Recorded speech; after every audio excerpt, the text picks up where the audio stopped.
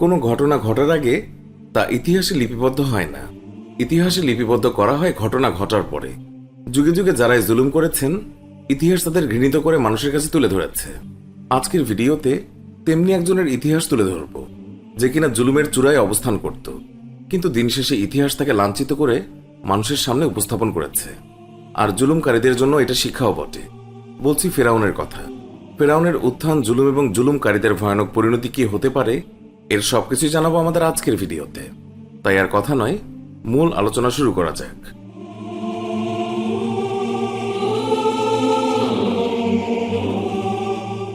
ফেরাউন শিক্ষা গ্রহণ করার এক ইতিহাস।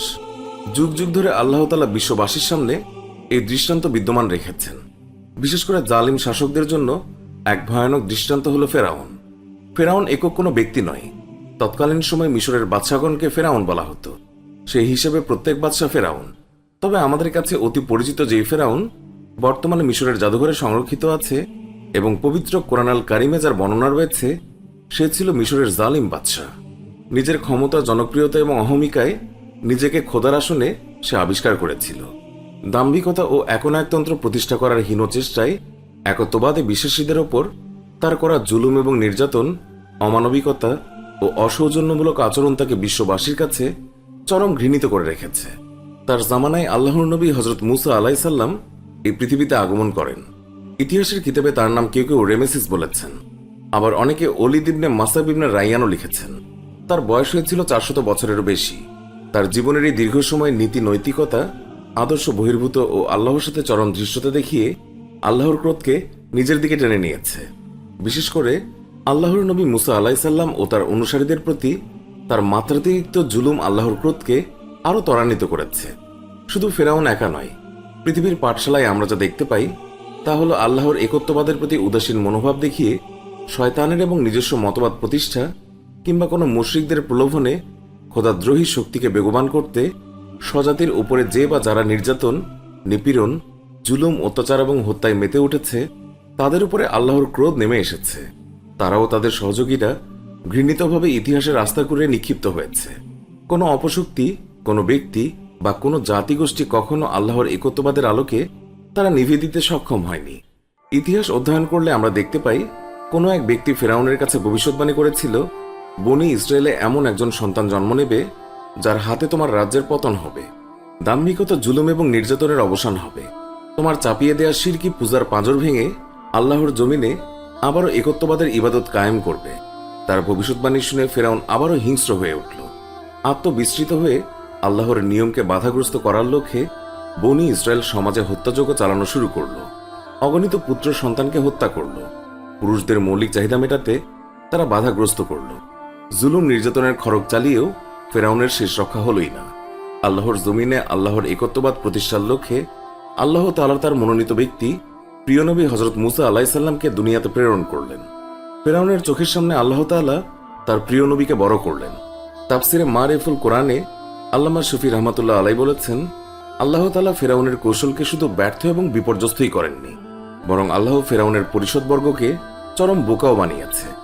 যেই বালক সম্পর্কে তাদের এত ভয়, যার ভয়ে অসংখ্য পুত্র সন্তানকে হত্যা করল, তাকে আল্লাহ তাআলা এই ফেরাউনের গৃহে তারই হাতে লালিত পালিত করলেন এবং জননীর মনোতুষ্টির জন্য নিজ মায়ের কোলে বিস্ময়কর পন্থায় পৌঁছে দিলেন। আল্লাহ তাআলা পবিত্র কোরআনে সেই মনোমুগ্ধকর চিত্র মানব জাতির সামনে তুলে ধরেছেন এইভাবে, নিশ্চয়ই ফেরাউন তার দেশে পরাক্রমশালী হয়েছিল এবং সেখানকার অধিবাসী বৃন্দকে বিভিন্ন শ্রেণীতে বিভক্ত করে তাদের একটি শ্রেণীকে সে হীনবল করেছিল। তাদের পুত্র সন্তানকে সে হত্যা করত এবং নারীদেরকে সে জীবিত রাখত। সে তো ছিল বিপর্যয় সৃষ্টিকারী। আমি ইচ্ছা করলাম সেই দেশে যাদেরকে হীনবল করা হয়েছিল তাদের প্রতি অনুগ্রহ করতে, তাদেরকে নেতৃত্ব দান করতে ও দেশের অধিকারী করতে, আর তাদেরকে দেশের ক্ষমতায় প্রতিষ্ঠিত করতে এবং ফেরাউন, হামান এবং তার বাহিনীকে তা দেখিয়ে দিতে, যা তাদের কাছ থেকে তারা আশঙ্কা করত। আমি মুসার মায়ের অন্তরে ইঙ্গিতে নির্দেশ করলাম, শিশুটিকে তুমি স্তন্যদান করতে থাকো। যখন তুমি তার সম্পর্কে কোনো আশঙ্কা করবে তখন তাকে দরিয়ায় নিক্ষেপ করো এবং ভয় করো না, দুঃখ করো না। আমি তাকে তোমার কাছে ফিরিয়ে দেব এবং তাকে রাসূলদের একজন করব। সূরা কাসাস আয়াত 4 থেকে 7। উপরোক্ত আয়াতগুলো থেকে জালিম শাসকদের জন্য রয়েছে চিন্তার খোরাক। আল্লাহর জমিনে আল্লাহর একত্ববাদে বিশ্বাসীদের উপর জুলুম, নির্যাতনের খড়গ চালানোর পরিণাম অত্যন্ত ভয়াবহ হয়ে থাকে। আল্লাহ তাআলা যে কোনো মূল্যে তার দিনকে তিনি বিজয়ী করবেন।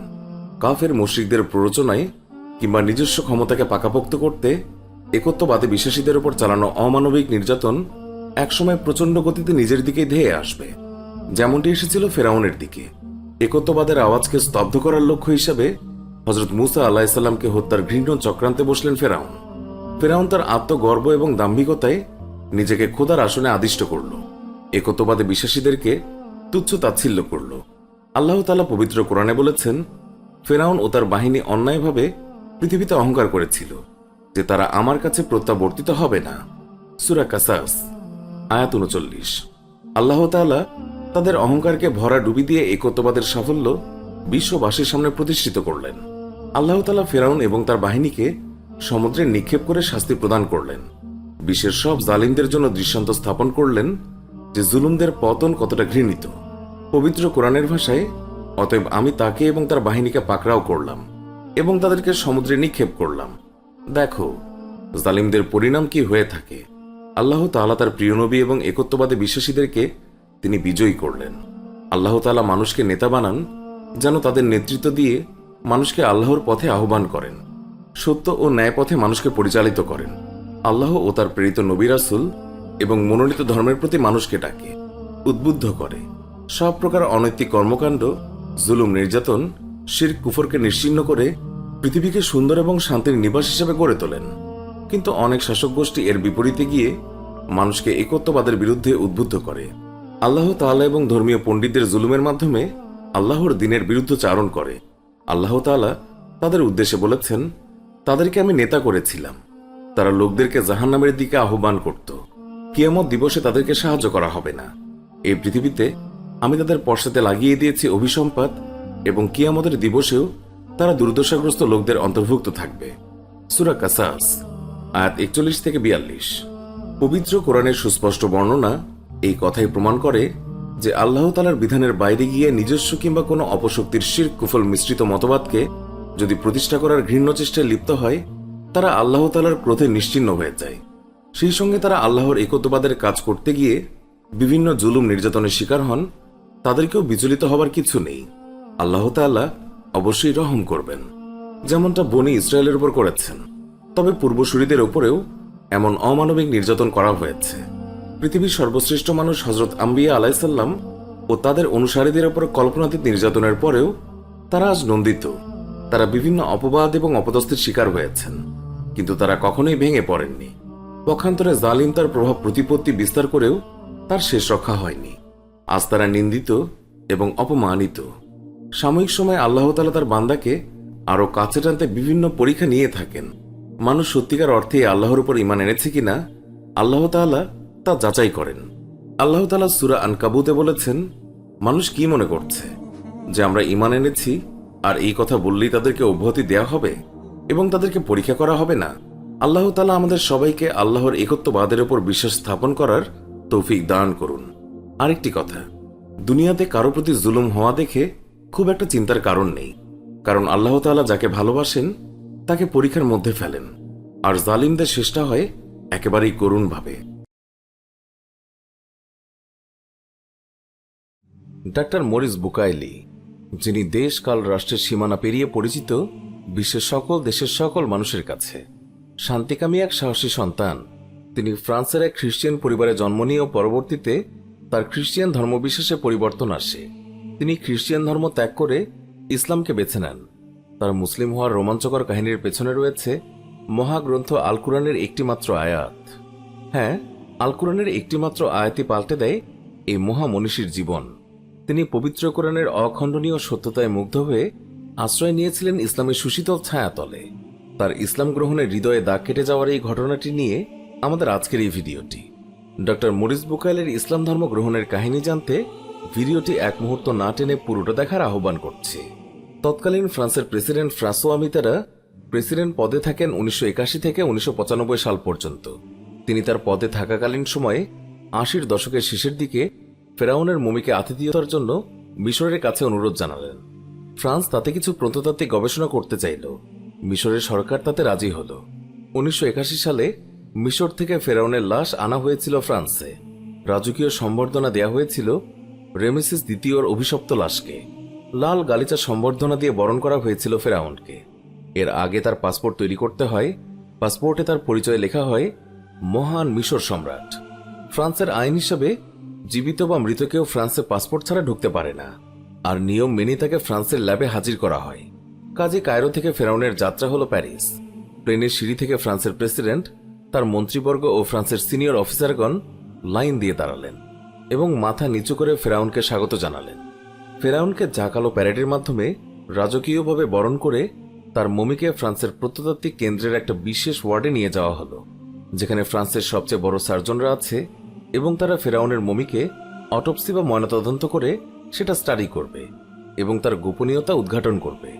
মমির উপরে গবেষণার জন্য প্রধান সার্জন ছিলেন professor Maurice Bucaille. Doctor Maurice বুকাইলির জন্ম 1920 সালে ফ্রান্সে। ডাক্তারি তার পেশা হলেও পরবর্তী জীবনে তিনি একাধারে তুলনামূলক ধর্মতত্ত্ব গবেষক, মিশর তত্ত্ববিদ, লেখক এবং ফরাসি সোসাইটির একজন সদস্য হিসেবে সুনাম অর্জন করেন। ডাক্তার মরিস বুকাইলি 1945 থেকে 1982 সাল পর্যন্ত সুদীর্ঘ সময় ডাক্তারি পেশায় ব্যাপৃত থেকে মেডিসিন চর্চা করেন এবং গ্যাস্ট্রো ইন্টারোলজির ওপর তিনি একজন বিশেষজ্ঞ চিকিৎসক হিসেবে সুনাম অর্জন করেন। ফ্রান্সের সীমানা অতিক্রম করে তার সুনাম এবং সুখ্যাতি এতটাই বিস্তৃত হয় যে 1973 সালে ডাক্তার মরিস বুকাইলি সৌদি আরবের সেই সময়কার বাদশাহ ফয়সালের পরিবারের চিকিৎসক নিযুক্ত হন। তার মৃত্যু হয়েছে 1998 সালে। 17 দশকের সৌদি আরবের বাদশাহ ফয়সাল এবং মিশরের বাদশাহ আনোয়ার সাদাতের পারিবারিক চিকিৎসকও ছিলেন তিনি। এই মমি নিয়ে গবেষণার জন্য অনেক ডাক্তার উপস্থিত ছিলেন সেখানে। থেরাপিস্ট যারা ছিলেন তারা মমিটাকে পুনর্গঠন করতে চাচ্ছিলেন, আর ডাক্তার মরিস বুকাইলি দৃষ্টি দিচ্ছিলেন যে কিভাবে এই ফেরাউন মারা গেল। পরিশেষে রাতের শেষ দিকে ফাইনাল রেজাল্ট আসলো। তার শরীরে লবণ অবশিষ্ট ছিল। এটাই সবচেয়ে বড় প্রমাণ যে ফেরাউন ডুবে মারা গিয়েছিল এবং তার শরীর ডোবার সঙ্গে সঙ্গেই লোহিত সাগর থেকে তুলে আনা হয়েছিল। তারপর লাশটা সংরক্ষণ করার জন্য দ্রুত মমি করা হলো। কিন্তু এখানে একটি ঘটনা প্রফেসর মরিসকে একেবারে হতবুদ্ধি করে দিল যে কিভাবে এই মমি অন্য মমিদের তুলনায় একেবারে অরক্ষিত অবস্থায় থাকল। যদিও বা এটা সমুদ্র থেকে তোলা হয়েছে, আর কোনো বস্তু যদি আর্দ্র অবস্থায় থাকে ব্যাকটেরিয়া ওই বস্তুকে দ্রুত ধ্বংস করে দিতে সক্ষম, কারণ আর্দ্র পরিবেশে ব্যাকটেরিয়া দ্রুত বংশবৃদ্ধি করতে পারে। Doctor Morris Bucaille final report তৈরি করলেন, যাতে তিনি বললেন এটা এক নতুন আবিষ্কার। সেই সময় একজন তার কানে ফিসফিসিয়ে বলল, মুসলিমদের এই ডুবে যাওয়া মমি সম্পর্কে ঝট করে আবার বলতে যেও না। কিন্তু তিনি দৃঢ়ভাবে এর সমালোচনা করলেন এবং এটা আজব ভাবলেন যে এইরকম একটা বিশাল আবিষ্কার যেটা আধুনিক বিশ্বের উন্নতির জন্য সহায়তা করবে সেটা জানানো যাবে না। কেউ একজন তাকে বললেন, পবিত্র কোরআনে বলা আছে ফেরাউনের ডোবা এবং তার লাশ সংরক্ষণের ব্যাপারে। এই ঘটনা শুনে ডাক্তার মরিস বুকাইলি বিস্মিত হয়ে গেলেন এবং প্রশ্ন করতে লাগলেন, এটা কি করে সম্ভব? এই মমি পাওয়া গিয়েছে 1881 সালে, আর কোরআন নাজিল হয়েছে আজ থেকে 1400 বছর আগে। আরবরা প্রাচীন মিশরীয়দের মমি করার পদ্ধতি জানতই না। মাত্র কয়েক দশক আগে তা আমরা জেনেছি। ডাক্তার মরিস বুকাইলি সেই রাতে ফেরাউনের লাশের দিকে এক দৃষ্টিতে তাকিয়ে বসে রইলেন আর গভীরভাবে ভাবছিলেন, যেটা তার কলিগ তার কানে ফিসফিসিয়ে বলে গেল যে মুসলিমদের কোরআনে ফেরাউনের লাশের সংরক্ষণের কথা রয়েছে। বাইবেলে ফেরাউন কর্তৃক মুসা আলাইসাল্লাম পিছু নেয়ার কথা বলা আছে, কিন্তু ফেরাউনের লাশের কি হলো সেটা সম্পর্কে কিছুই বলা নেই। তিনি নিজেকে প্রশ্ন করছিলেন যে এটা কি সম্ভব? এই মমি যার সেই ফেরাউন, সে কি মুসা আলাইসাল্লামের পিছু নিয়েছিল? এটা কি ধারণা করা যায় যে মুহাম্মদ রাসূলুল্লাহ সাল্লাল্লাহু আলাইহি ওয়াসাল্লাম 1400 বছর আগেই এটা সম্পর্কে জানতেন? ডক্টর মরিস সেই রাতে ঘুমাতে পারলেন না। তিনি তাওরাত আনলেন এবং সেটা পড়লেন। তাওরাতে বলা আছে পানি আসলো এবং ফেরাউনের সৈন্য এবং তাদের যানবাহনগুলোকে ঢেকে দিল। যারা সমুদ্রে ঢুকলো তাদের কেউই বাঁচতে পারল না। ডক্টর মরিস বুকাইলি হতবুদ্ধি হয়ে গেলেন যে বাইবেলের লাশের সংরক্ষণের ব্যাপারে কিছুই বলা নেই। তিনি তার লাগেজ বাঁধলেন এবং সিদ্ধান্ত নিলেন যে তিনি মুসলিম দেশে যাবেন এবং সেখানে প্রখ্যাত মুসলিম ডাক্তারদের সাক্ষাৎকার নেবেন যারা অটোপসি বিশেষজ্ঞ। আর সেখানে পৌঁছানোর পর ফেরাউনের লাশ ডোবার পর আর সংরক্ষণের যে আবিষ্কার তিনি যেটা পেয়েছেন সেটা নিয়ে বললেন।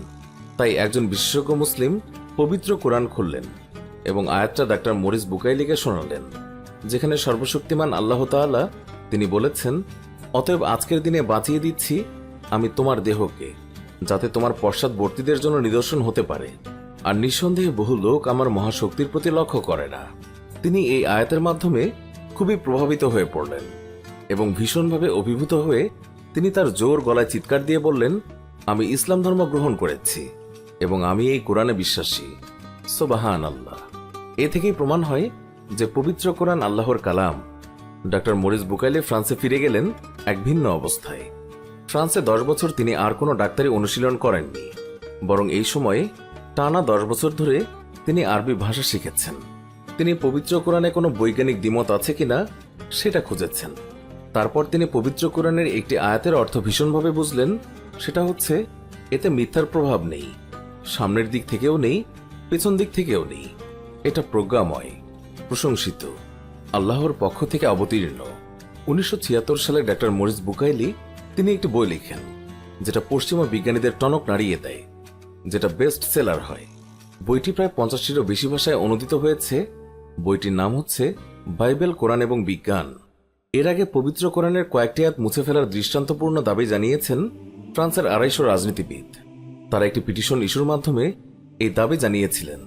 ইসলাম সম্পর্কে অজ্ঞ ও অবিবেচক এই রাজনীতিবিদরা বলেছেন, ওই আয়াতগুলিতে নাকি ইহুদি খ্রিস্টিয়ানদের হত্যা এবং শাস্তির কথা বলা হয়েছে।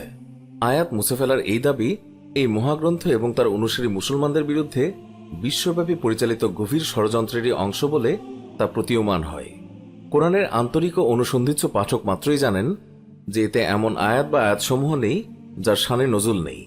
ফ্রান্সের ওই রাজনীতিবিদদের যদি শানে নজুল সহ তাদের কথিত আয়াতগুলো পড়তেন, তাহলে উপযুক্ত উত্তর পেয়ে যেতেন। ফ্রান্সের কথিত রাজনীতিবিদরা যদি পবিত্র কোরআন ভালো করে পাঠ করতেন, তাহলে জানতেন ফেরাউনের মমির রহস্য উন্মোচনের কাহিনী এবং ডক্টর মরিস বুকাইলের গ্রন্থটিও সেই সাথে পড়তেন। তাহলে কোরআনের সত্যতা উপলব্ধি করতে পারতেন। তাহলে আর তাদের পক্ষে কোরআনের আয়াতগুলো মুছে ফেলার দাবি তোলার মাধ্যমে অকাট মূর্খতা প্রদর্শন করা সম্ভব হতো না। বর্তমানে ফ্রান্সের প্রধানমন্ত্রী ইমানুয়েল ম্যাক্রো মহানবীর কার্টুন বানানোর অনুমোদন দিতেন না। প্রিয় দর্শক, আল্লাহ এইভাবেই বিধর্মীদের জন্য নিদর্শন তৈরি করে রেখেছেন। যারা এইসব নিয়ে গবেষণা করবেন তারা মুসলমান হতে বাধ্য। আপনিও কি এই কথার সঙ্গে একমত? একমত হলে অবশ্যই কমেন্টে ইয়েস লিখুন। এছাড়াও মতামত জানাতে পারেন ডক্টর মরিস বুকাইলের ইসলাম ধর্ম গ্রহণ করার বিষয়টি কেমন লেগেছে আপনার কাছে। ভালো লাগলে ভিডিওটিতে অবশ্যই একটি লাইক দিন এবং বেশি বেশি শেয়ার করে এই ঘটনা সবাইকে জানার সুযোগ করে দিন। ইসলামের বিভিন্ন নিদর্শন এবং ইতিহাস সম্পর্কে জানতে আমাদের চ্যানেলটি সাবস্ক্রাইব করে আমাদের সাথেই যুক্ত থাকুন। দেখা হবে অন্য কোনো ভিডিওতে। আল্লাহ হাফিজ।